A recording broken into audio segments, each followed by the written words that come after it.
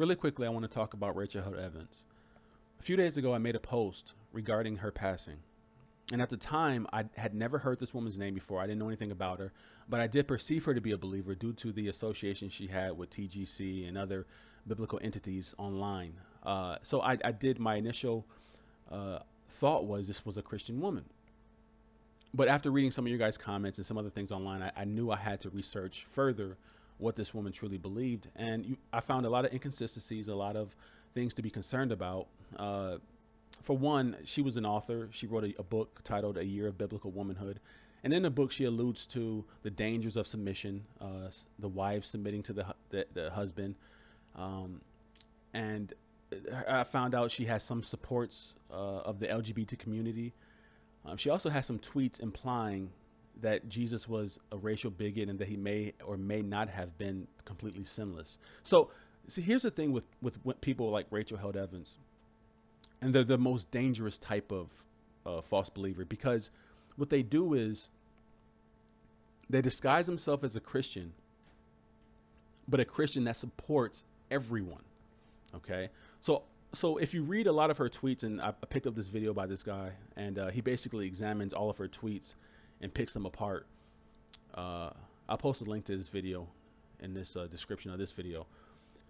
But what she does is she won't outright deny or speak. She won't outright uh, speak for things that we as believers are against, like abortion.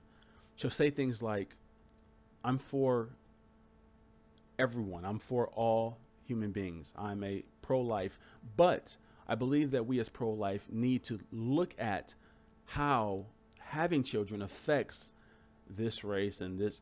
You see how she that's how she does it. She won't come out and say abortion is wrong.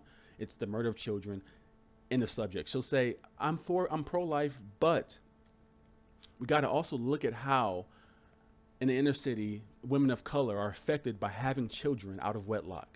And so she's sneaky. She's really sneaky that way. Um, and if you read her tweets going down with this topic head, she says, "I'm pro-life by conviction, though my views on the legalities of abortion are complex." So it's not just one and done. The truth is, she's built her career around Christianity, a faith she does not believe in. She's made that clear. Okay, as I quote, I choose to believe in God, so that she basically said her faith in God is the best option. But if it's not true, at least she tried. That's what I got from a video I looked up on her. Here's the thing. Don't play with God. Don't play with God. Listen, you'd be better off playing with the president. You'd be better off disrespecting the president than you would be to play with God's word. This is a very dangerous thing. This is actually the most dangerous thing you can do on this planet. Okay? This is why the role of the preacher, the minister, is the most important job that has ever existed. Because it has the highest level of what's the word I'm looking for? Um, it has the most disastrous results if you do it wrong. Okay? You're not just cast into hell. You're cast into the hottest parts of hell.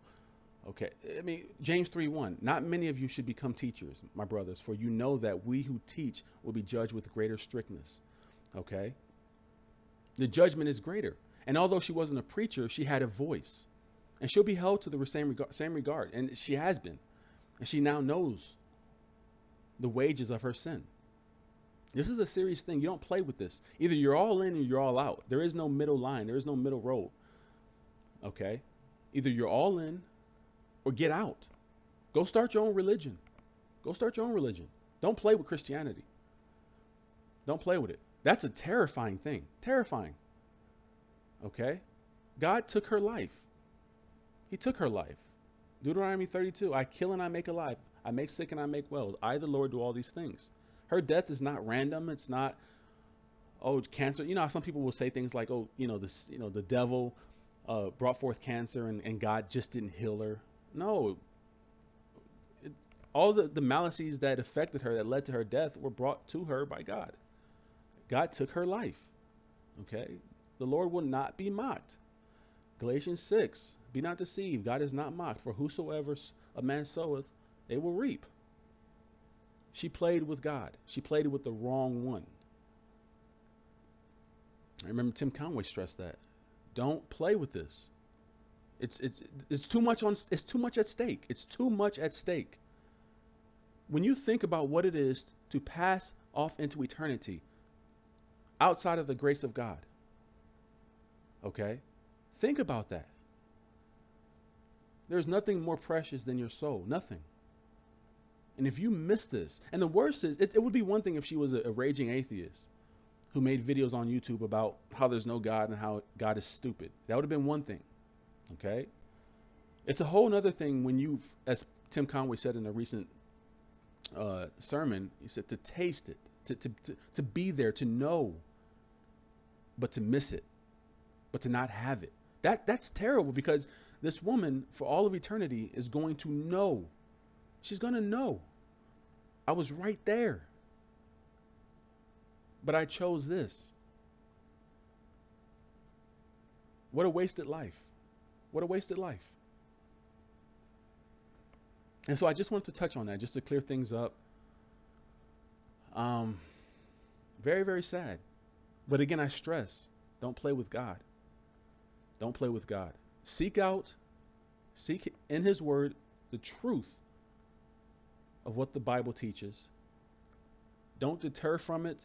Don't add in your own opinion. Don't try to manipulate the Word. Take the Word for what it is. Believe it. And live through its conviction. Because if you play with this, you will regret it. If you play with God, you will regret it. If you play with His Word, you will regret it for all eternity. And that's all I want to say. Thank you for listening.